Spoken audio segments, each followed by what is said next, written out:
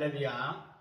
오늘은 성경신학, 특별히 살구나무에 대해서 말씀을 전하도록 하겠습니다.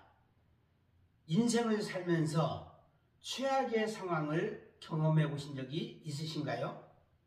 기울어진 운동장, 이런 말도 들어보셨죠?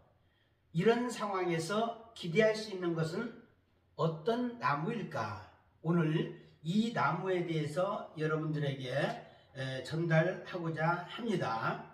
그래서 창세기 30장에 나와 있는 야곱의 살구나무에 대해서, 야곱을 통한 살구나무에 대해서 전달하는데, 그 전에 먼저 예레미야가 본 살구나무, 예레미야 1장 11절 12절 내용 살펴보도록 하겠습니다.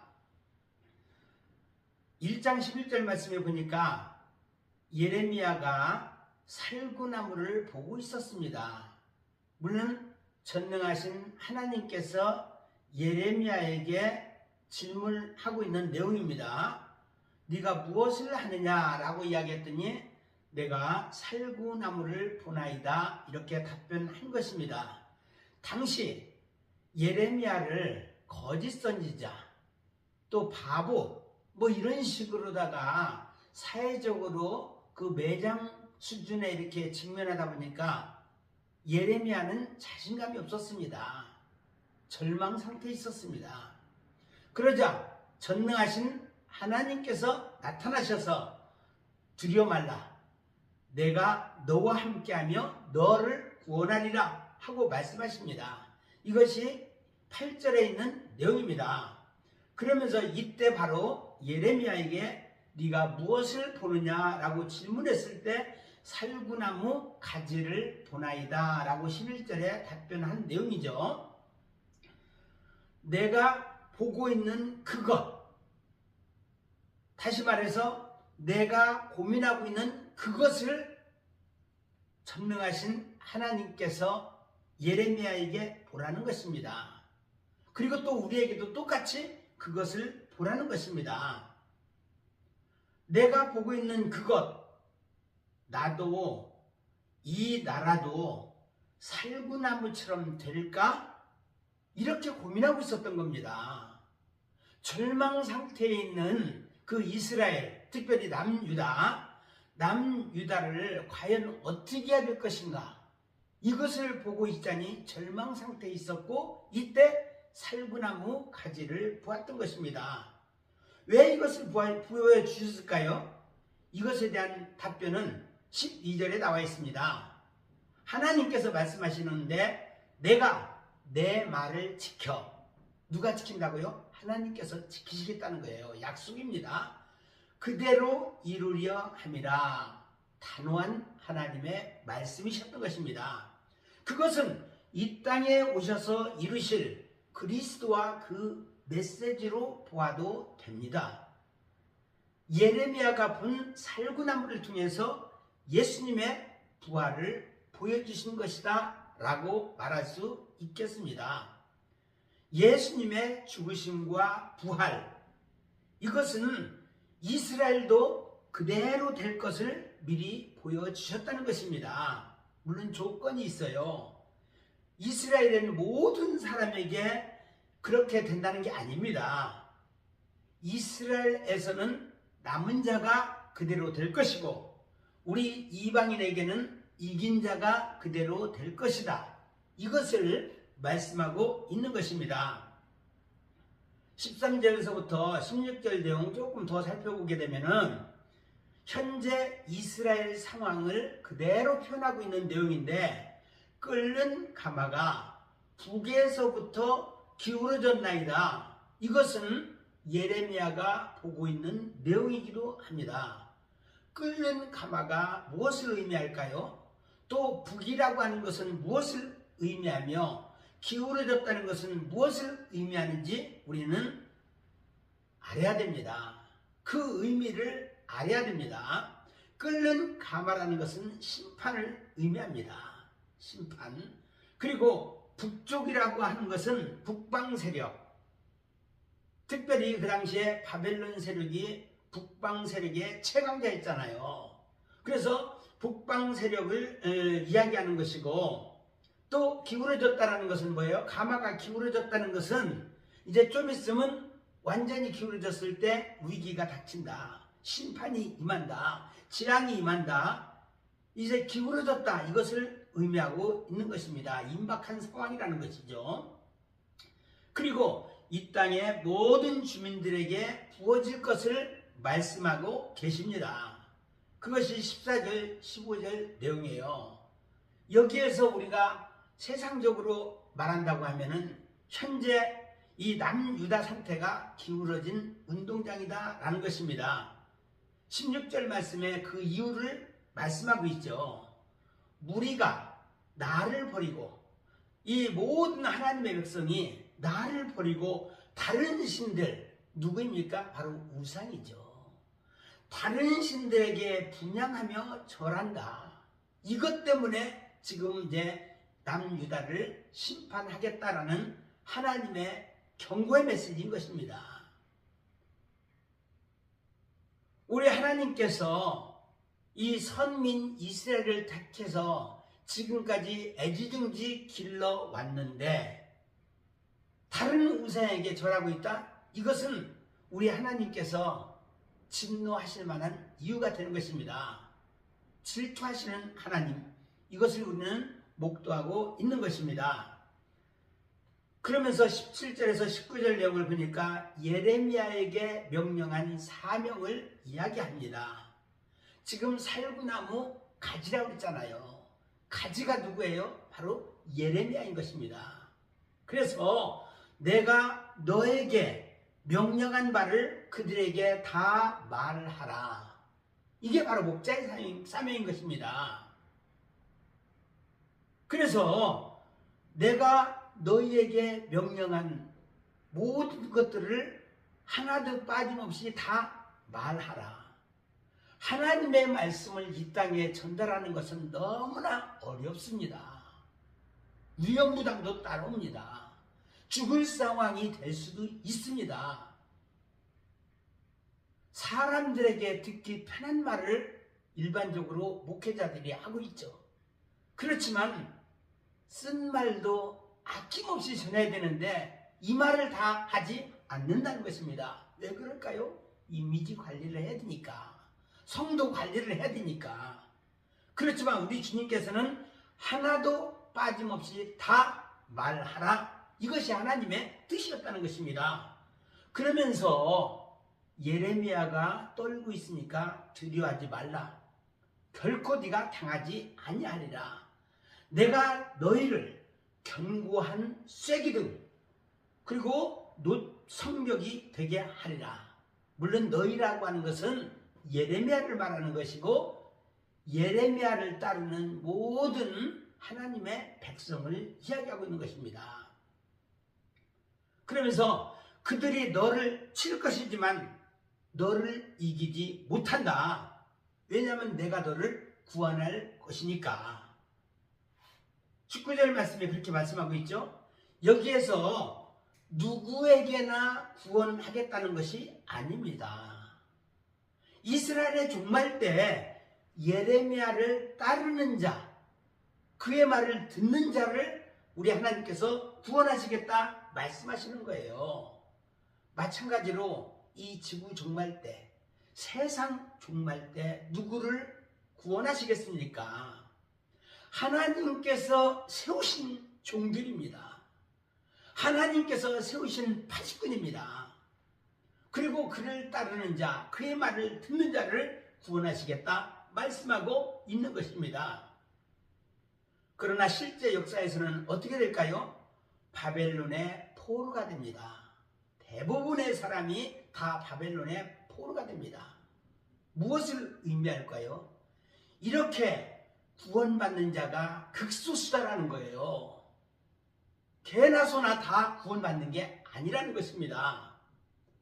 하나님께서 보내신 자의 말을 잘 듣는 자, 예수 그리스도의 비밀의 말씀을 깨닫고 그 말씀대로 순종하는 자에게 구원이 임한다라는 것입니다. 북이스라엘도 그랬고 당시 예레미야가 활동하고 있을 때 망하지는 않았지만 남유다도 어떻게 돼요? 결국은 망합니다. 이것이 바로 살구나무를 보고 있는 예레미야의 마음이고 그대로 된다는 것이 하나님의 메시지입니다. 하나님의 약속인 것입니다. 예레미야는 애국자입니다. 그렇기 때문에 자기가 살고 있는 이 남유다가 제대로 되기를 원했던 것입니다. 두 번째, 야곱을 통해 하나님의 백성을 만들어가는 과정. 이것이 창세기 30장 내용입니다. 30장 내용입니다. 보세요. 라반의 것을 야곱의 것으로 만들어가는 그런 과정을 기록하고 있습니다. 이게 무슨 말일까요? 라반, 하나님께서 보셨을 때는 악한 자입니다. 악한 자라고 하는 것은 남을 죽이고 뭐 어떻게 나쁜 짓을 했다는 게 아니라 하나님을 떠난 자를 우리 하나님께서는 악한 자로 보고 있는 거예요. 그래서 본래 라반의 것이 아니고 하나님의 것이었다. 이런 전제하에 이 말씀을 보게 되면 도움이 됩니다. 그것을 하나님의 사람에게, 본래 하나님의 것이었기 때문에 하나님의 사람에게 되돌리려고 하는 하나님의 계획이 담겨져 있는 것입니다. 왜 그럴까요? 하와를 미혹하여 하와에게 사기쳐서 빼앗은 것이잖아요. 본래 하나님의 것을 그렇게 빼앗은 거잖아요. 선악과 사건을 통해서 미혹당한 자, 이들에게도 심판이 있습니다. 속이는 자에게만 심판이 있는 게 아니라 속은 자도 심판이 있다는 것을 명심해야 됩니다. 우리는 이 땅에 있으면서 세상적으로 또 영적으로 속으면 안 됩니다. 얼마나 많은 거짓들이 이 세상에 난무하고 있습니까? 세상적으로도 온갖 매스컴들이 거짓말을 일삼고 있고 또한 성경적으로 하나님의 말씀에 대해서도 온갖 거짓말들이 이 땅에 만연해 있습니다. 이런 속에서 우리 하나님께서 우리에게 당부하시는 것은 제발 속지 말라, 미혹당하지 말라, 깨어있으라, 이 말씀을 우리에게 하고 계시는 겁니다. 그래서 하나님의 방법은 어떻게 했을까? 그 되돌리기 위한 하나님의 방법은 야곱에게 지혜를 주었다는 것입니다. 그래서 하나님의 비밀을 깨닫게 하신 겁니다. 여러분들도 그 지혜를 얻으시기를 바랍니다. 이 하나님의 계획이 예언의 말씀이자 예표인 것입니다.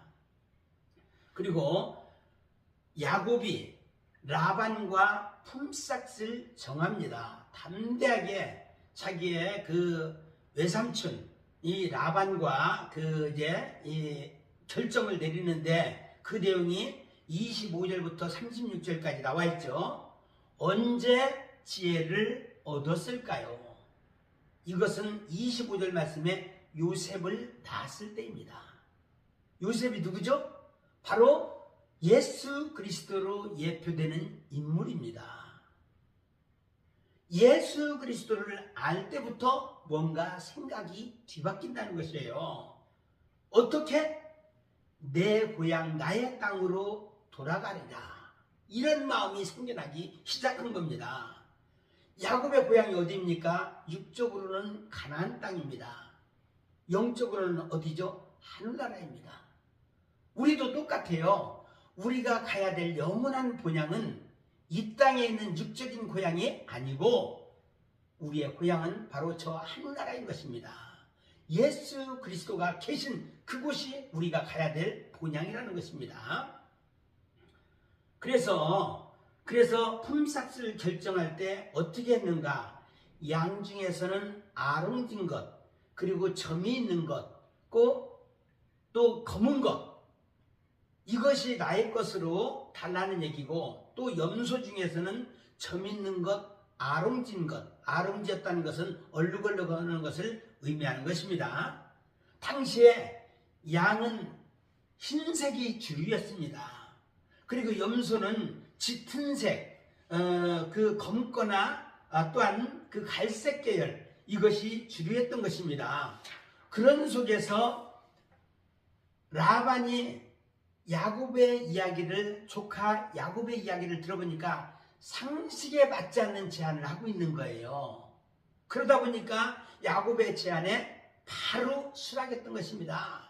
오케바리 했던 것입니다.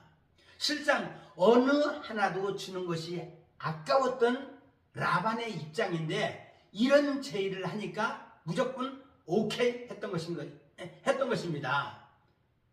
그런데 보세요. 이 라반이 얼마나 욕심이 많은지 현재 상태의 양, 아름지고 점이 있고 검은 것들은 이것은 누구에게? 자기 조카에게 주어야 되잖아요. 염소 중에서는 점 있고 아름지고 주어야 되잖아. 그런데 이게 또 얼마 희귀한 것들이에요. 그럼에도 불구하고 갑자기 자기 아들들에게 다 줍니다. 아들들에게 다 주는 거예요. 야곱에게는 하나도 주고 싶지 않았던 겁니다.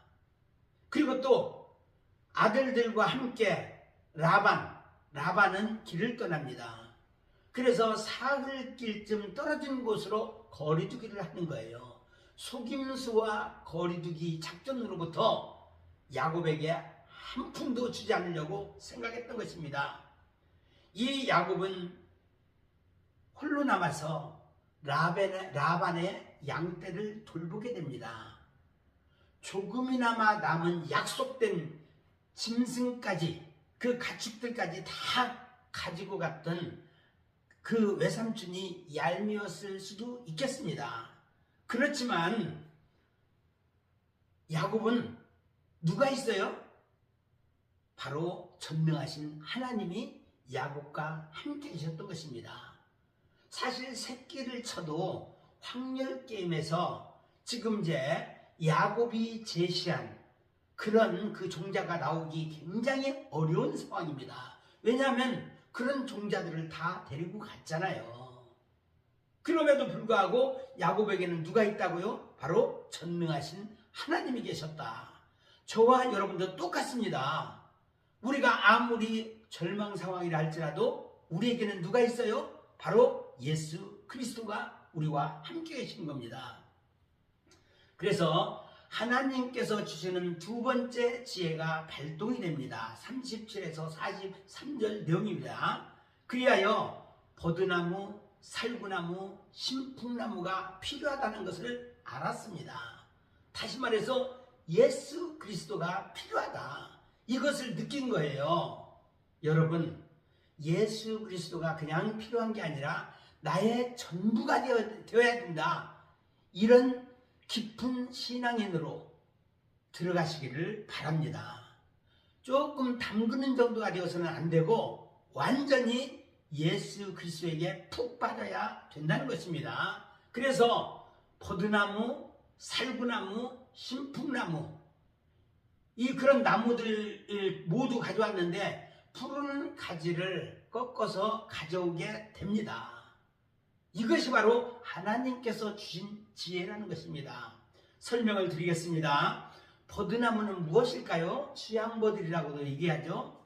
물이 있어야 자랍니다. 여러분들이 알고 있는 물은 무엇입니까? 바로 말씀인 것입니다. 버드나무는 습한 곳에서 자랍니다. 다시 말해서 말씀이 있는 곳으로 자란다.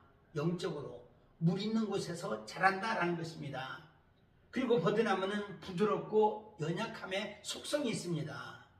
예수 그리스도가 육으로 오셨을 때는 연약한 모습으로 오셨잖아요. 우리도 비록 연약하지만 전능하신 하나님이 우리와 함께 계시면은 이 버드나무 말씀이 있으면은 우리는 강할 수가 있다는 것입니다. 그리고 버드나무에 그 보너스로 특별한 어떤 기능이 있다고 하면 이를 닦았을 때 깨끗해진다고 합니다. 그래서 아스피린의 원료로 사용된다고 합니다. 어쨌든 이 버드나무는 말씀이신 예수 그리스도를 상징하는 것이고, 두 번째 살구나무는 뭘까요? 불사조 불멸을 의미합니다. 부활과도 연결되죠. 우리나라의 그 대한민국의 그 국화가 무엇입니까? 나무가 대한민국의 국가적으로 인정하는 나무가 바로 무궁화죠. 이 무궁화가 살구나무와 속성이 비슷합니다. 죽어도 또 피고 죽어도 또 피고. 그래서 무궁화를 얼마나 싫어했는지 일본 사람들이 무궁화를 다 없애버리고 거기서 벚꽃을 심었다는 얘기가 있습니다. 그래서 이 살구나무는 바로 불멸의 나무다, 부활의 나무다 라는 것입니다.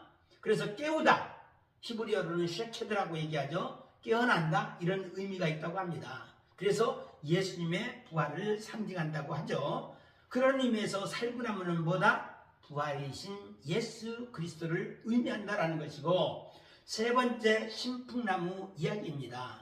플라타너스라고도 얘기하는데 널다에서 유래돼가지고 그늘지어 쉬게 한다. 그래서 예수 그리스도를 뭐라고 말해요?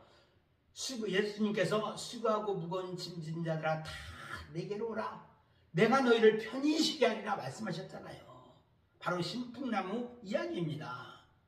그 안에 있을 때 정화기능도 있어요. 정화기능이 있습니다. 청소하는, 깨끗이 하는 그 기능이 있고, 그래서 대기오염도 해소시킨다고 합니다. 그리고 안식과 쉼, 예수 그리스도의 그늘, 이것을 의미한다고 하는 점에서 신풍나무는 영원한 안식이신 예수 그리스도를 상징한다 라고 말할 수 있겠습니다. 이 세 가지 모습이 뭡니까? 바로 예수 그리스도의 사역을 의미합니다. 발견하지 못하면 생명이 없습니다. 예수 그리스도 없는 삶은 죽은 삶이나 똑같다는 것입니다. 우리 입장에서. 그래서 생명이 없다. 새 나무 가지의 껍질을 벗겨 흰 무리를 냈다. 그리고 그 껍질을 벗긴 가지들을 물 구유에 세웠다. 한번 여러분 그림으로 상상을 해보세요. 껍질을 벗겨서 흰 무리를 내는 거예요. 그러다 보니까 얼룩얼룩한 이런 형상도 보이겠죠? 그 껍질 벗긴 흰 무리를 낸 이런 가지들을 넷과 같은데 물 있는 곳으로 이제 구유가 있겠죠. 이 양떼들이나 염소떼가 있으면 그 물 구유 그 위에다가 이 가지들을 세우는 거예요. 그 후에 양이나 염소가 물 마시러 올 때마다 수태게 된다는 거예요. 새끼친다는 거예요. 그게 38절 내용입니다. 물구유 앞에서 염소, 또 이제 그 양, 이런 것들이 새끼가 변하는 것. 왜 변할까요? 예수 그리스도로 상징하는 이 세 가지 나무를 보았기 때문에 그렇습니다. 이 세 나무까지가 전부 예수 그리스도를 의미하기 때문에 그런 것이죠. 예수님을 발견해야만 하나님의 백성으로 변하기 때문입니다. 우리는 하나님께서 주시는 지혜를 활용할 필요가 있습니다. 세상 지혜를 말하는 것이 아니라 하나님께서 주시는 지혜대로 순종할 때 복이 됩니다. 그 후에는 어떻게 될까요? 하나님께 맡기는 겁니다. 나는 그냥 순종하고 그 이유는 하나님께 맡기는 겁니다. 보세요. 그 다음에 흰 양이 어떻게 하나님의 백성으로, 제가 이제 신학적으로 아예 설명을 드리는 겁니다. 여기서 뭐 이 세 가지 아름진 거 이것을 말하는 게 아니라 이것은 결국은 하나님의 백성으로 변하는 과정을 지금 상징하는 겁니다. 의미하는 겁니다. 보니까 흰 양이 어떻게 아름지고 점백이라든지 이 검은 것이라든지 이렇게 변하는 것은 비정상적이다 이 말입니다. 하나님 백성의 비정상적인 현상은 39절에서 찾아볼 수 있는데 얼룩얼룩한 것, 점박이 아름진 것, 이게 바로 뭐예요? 씨 가진 것들입니다. 지난 시간에 제가 씨에 대해서 말씀을 드렸잖아요. 이런 씨 가진 것을 누가 가져갔어요? 다 삼촌 라반이 갖고 갔는데 이런 것이 또 태어난다는 것은 전적인 하나님의 작품인 것입니다. 하나님께서 개입하셨기 때문에 가능하다라는 것입니다. 이런 짐승을 뭐라고 말해요? 하나의 돌연변이다 라고 말할 수 있겠습니다. 사람들 눈에는 분명히 비정상적이고 돌연변이다 라는 것입니다. 그러나 일반 사람들이 원하는 것은 눈에 보이는 것이고 현실적인 것입니다. 이렇게 이상한 것 돌연변이를 사람들이 별로 원하지 않습니다. 저나 여러분은 세상 사람이 볼 때 비정상적이고 돌연변이다 라고 생각하는 거예요. 야, 예수 믿으면 밥이 나오냐 떡이 나오냐. 그럼에도 불구하고 우리는 예수 그리스도만을 쫓아가는 사람들입니다. 그래서 그들이 왔을 때는 돌연변이고 쪼다 책받침이라고도 얘기합니다. 무엇을 얘기하는 겁니까? 우리는 세상이 봤을 때 미친놈 취급을 받을 수가 있는 거예요. 예레미야도 그랬고 야곱도 그랬고 그렇다는 겁니다. 그럼에도 불구하고 저나 여러분 똑같이 예수 그리스도 없이는 살 수 없는 몸이다 라고 느끼고 있지 않습니까? 하나님이 원하시는 것은 하나님의 사람으로 보여야 한다는 것입니다. 세상 사람이 중요한 게 아니에요. 그리고 영적인 것이어야 한다는 것입니다. 이제 그 밑에 더 보니까 무리를 이끌고 고향으로 돌아가야 했던 야곱의 모습이 나옵니다. 고향은 어디일까요? 사실 하나님의 집을 말합니다. 하나님의 백성으로 탈바꾸어진 짐승이라야 하나님의 집으로 갈 수 있는 것입니다. 이런 짐승이 곧 이방인이고 하나님의 사람이다. 비약적인 도약이 이루어집니다. 짐승 취급받은 이방인이 바로 지금 이제 오늘 태어난 가축들인 것입니다. 이제 신학적으로 제가 설명드립니다. 라반과 라반의 형제들은 누구입니까? 그냥 세상 사람입니다. 그러면 야곱과 그 자녀들은 누구입니까? 유대인을 상징합니다. 그러면 야곱이 그 이제 키운 가축대들, 그 돌연변이 가축대들은 무엇을 의미합니까? 당시 짐승 취급받은 이방인을 상징한다는 것입니다. 교수님, 너무 이렇게 비약해서 얘기하는 거 아닙니까? 아닙니다. 에스겔 34장 31절 말씀에 보니까 내 초장의 양이 곧 사람이다 라고 말씀하고 있어요. 성경은 비밀의 언어라고 말씀하고 있지 않습니까?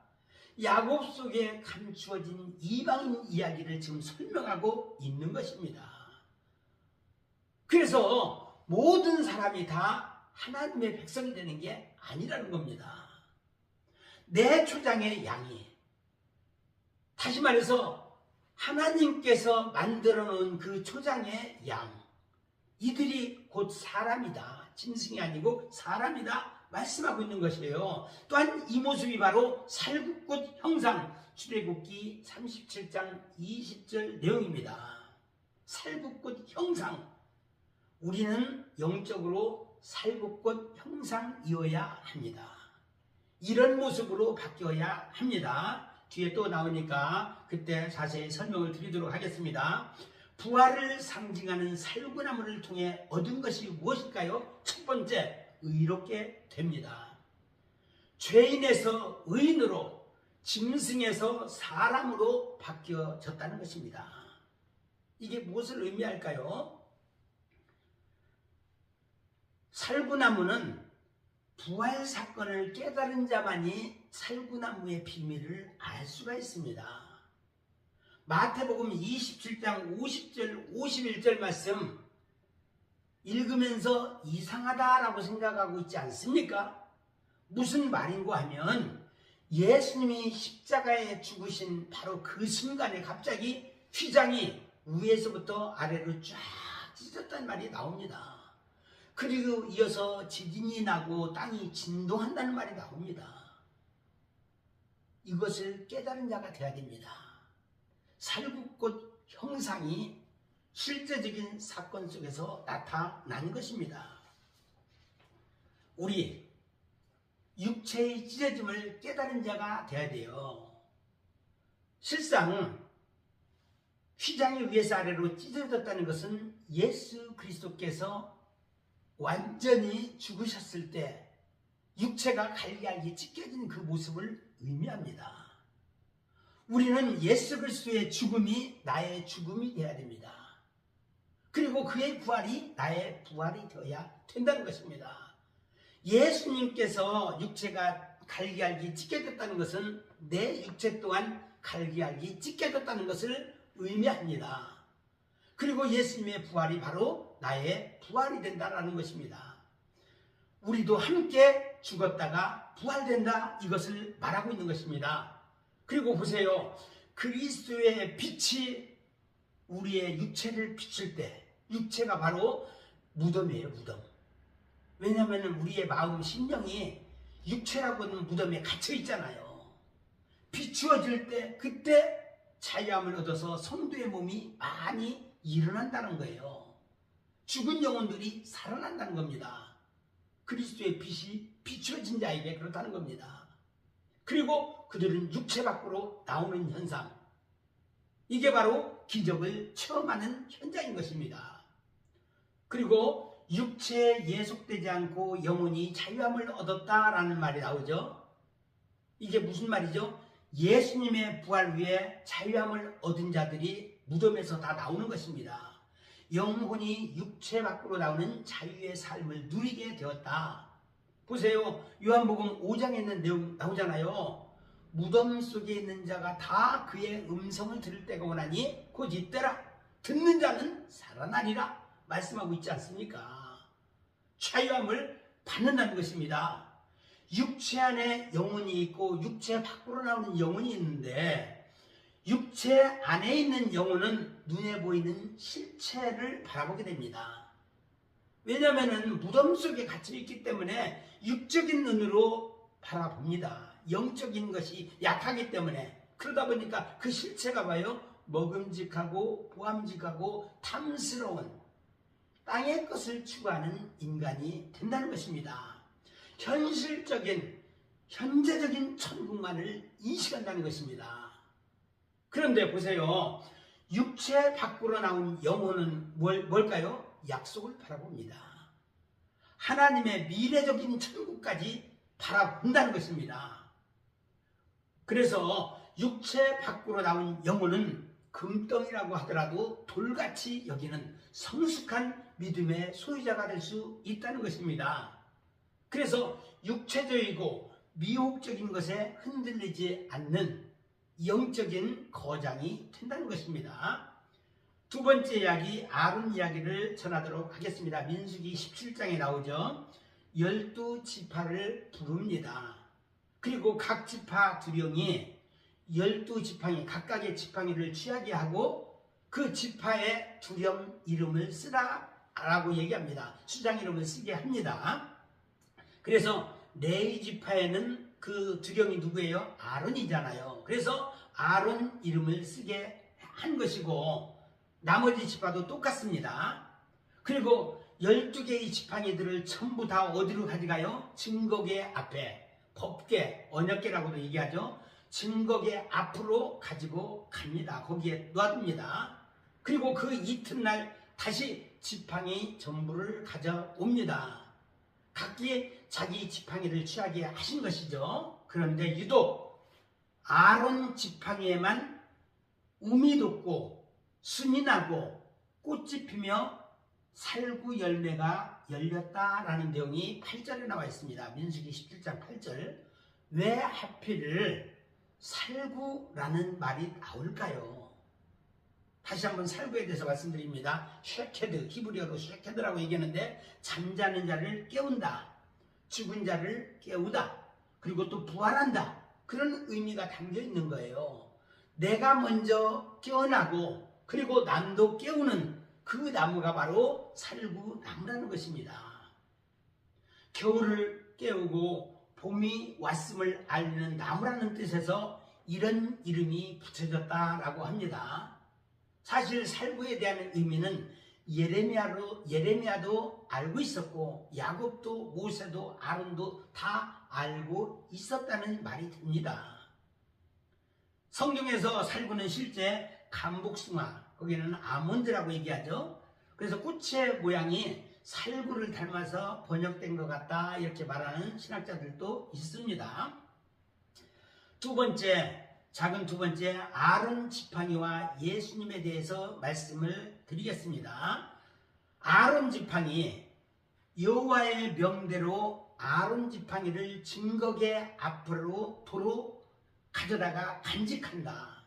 그래서 그 12지팡이 중에서 아론 지팡이만 그 중에 채택이 된 것입니다. 그래서 법궤 안에 간직하게 된다는 것이에요. 법궤 안에 여러분들 들어있는 세 가지, 처음에 들어있던 세 가지가 뭡니까? 두 돌판, 십계명이 기록된 두 돌판이죠. 두 번째로는 아론의 쌍난 지팡이, 그리고 세 번째는 만나가 들어있는 항아리가 있어요. 그래서 십계명, 아론의 쌍난 지팡이, 만나, 이 세 가지가 들어있었던 것입니다. 초창기에. 여기에서 아론은 누구를 상징하죠? 육적인 대제사장 예수 그리스도를 상징한다라는 것입니다. 그래서 이스라엘은 바로 여기에 속한다는 것이고, 멜기세덱은 누굽니까? 영적인 대제사장인 예수님을 상징한다. 예수님은 인간으로도 오셨고 또 이제 사람으로도 오셨고 또 하나님이 되시는 거예요. 그러다 보니까 육적인 대제사장, 영적인 대제사장 모두를 상징하는 것입니다. 그래서 우리는 멜기세덱에게 속한 자입니다. 그렇다면 아론의 쌍난 지팡이는 나중에 확인한 결과 왜 없어졌을까요? 그런 얘기 성경에 있나요? 교수님, 그런 얘기 성경에 있어요? 있습니다. 그래서 제가 설명을 드리는 겁니다. 아론 지팡이와 예수님 그 보면은 예수님의 죽으심과 부활이 있지 않습니까? 육적 대제사장인 아론이 예수 그리스도, 다시 말해서 이스라엘 자손을 의미하는 것과 관계가 됩니다. 연결이 됩니다. 인간으로 오신 예수 그리스도가 십자가상에서 죽으셨잖아요. 이것을 지금 예표하고 있는 것입니다. 예수 그리스도를 통해서 부활이 완성될 것이기 때문에 아론의 쌍난 지팡이는 이제 더 이상 필요할까요? 필요 없을까요? 예수님이 실질적으로 오시기 때문에 더 이상 아론의 쌍난 지팡이는 필요 없었던 것입니다. 실제로 열왕기상 8장 9절 말씀에 보니까 법궤 안에는 두 돌판 외에 아무것도 없더라, 이 얘기가 나와요. 이게 확인이 됩니다. 그래서 그 두 돌판만이 끝까지 유효했다라는 것입니다. 그 돌판이 무엇을 의미해요? 구약의 말씀이에요. 율법을 의미합니다. 구약이든 신약이든 하나님의 말씀은 변함이 없다. 율법, 이것도 반드시 필요하다라는 거예요. 어떤 사람은 구약은 몰라도 된다, 신약만 확실히 알아도 우리가 천국 가는데 지장이 없다 라고 얘기하는데 아닙니다. 알아야 됩니다. 그런 사람들은 요한계시록 4장부터 19장 내용은 볼 필요도 없다. 유대인들 이야기이기 때문에, 이스라엘 이야기이기 때문에 볼 필요도 없다, 이런 얘기를 합니다. 아니라는 겁니다. 반드시 있어야 됩니다. 그리고 마지막으로 19페이지에 살구꽃 형상이 실체로 드러난 사건이 있습니다. 이것을 설명드려야 이해가 될 것 같아서 이 내용을 기록했습니다. 마가복음 5장 내용입니다. 무덤에서 나온 자 이야기 아시죠? 보세요. 구약의 말씀은 뿌리에 해당됩니다. 신약의 말씀은 그 줄기서부터 가지서부터 그 열매, 눈에 보이는 부분이 바로 신약의 말씀입니다. 그래서 땅속에 있는 뿌리가 있어야 그 열매도 열리지 않겠습니까? 뿌리 없는 나무 있을 수가 없습니다. 구약에 예수라고 하는 단어가 없지만 곳곳에 예수님이 숨겨져 있습니다. 이게 비밀이라고 말씀하고 있는 거예요. 그래서 우리 주님도 뭐라고 말씀하셨어요? 너는 내게 부르짖으라. 네가 알지 못하는 크고 비밀한 것을 내게 보이리라. 하나님 앞에 간절한 마음으로 구하는 종에게 이 비밀의 말씀을 알려주시겠다 말씀하고 있는 것입니다.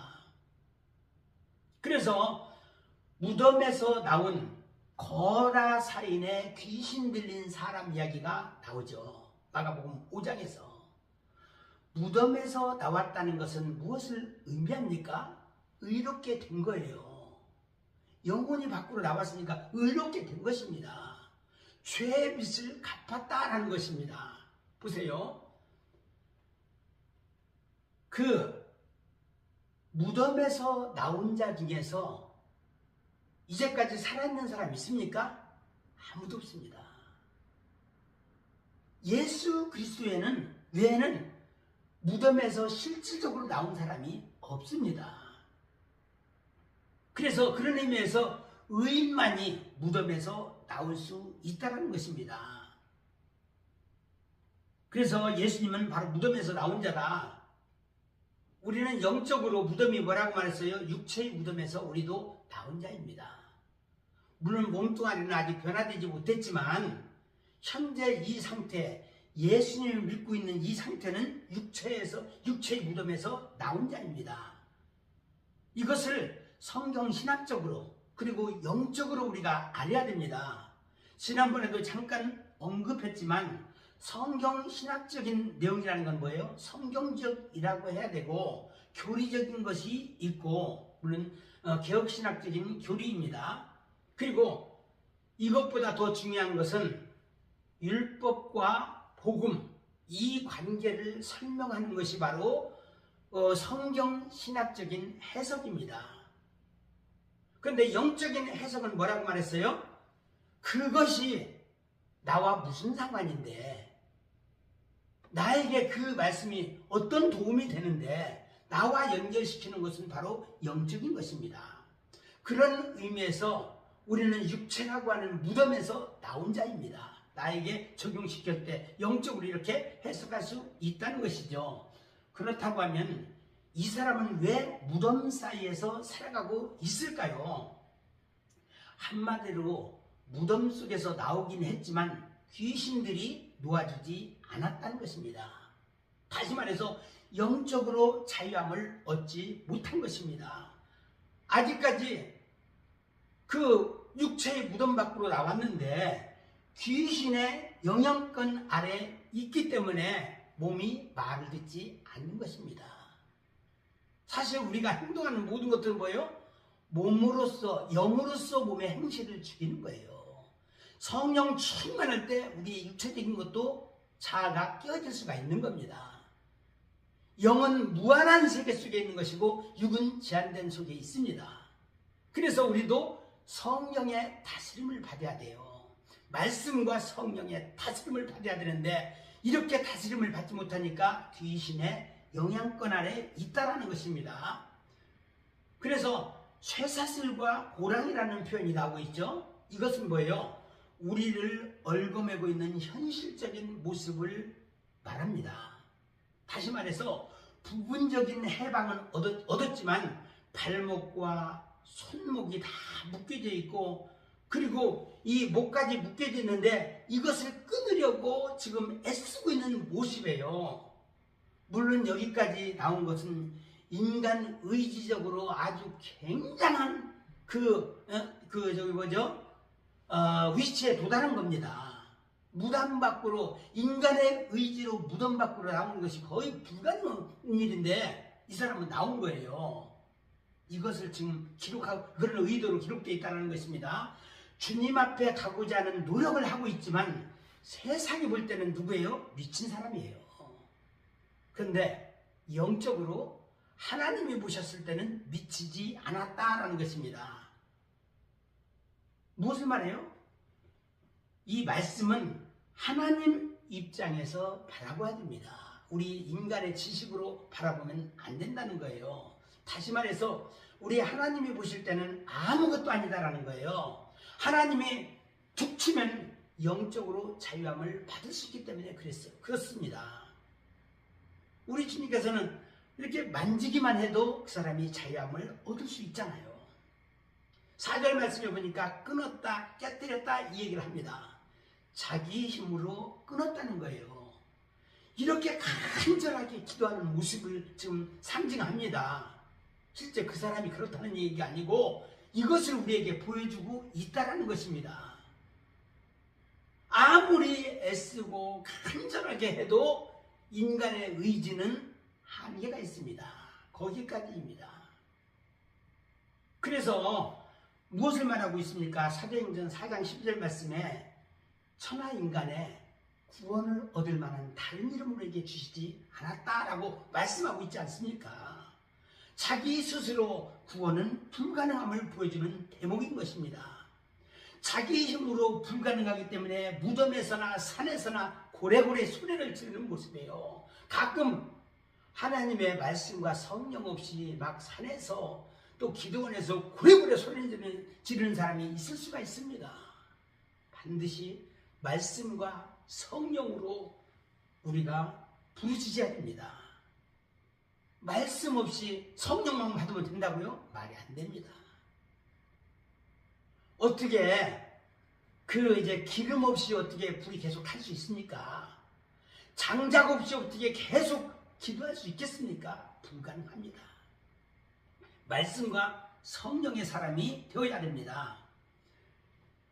예수님 외에는 현실적으로 방법이 없기 때문에 기도했던 거예요.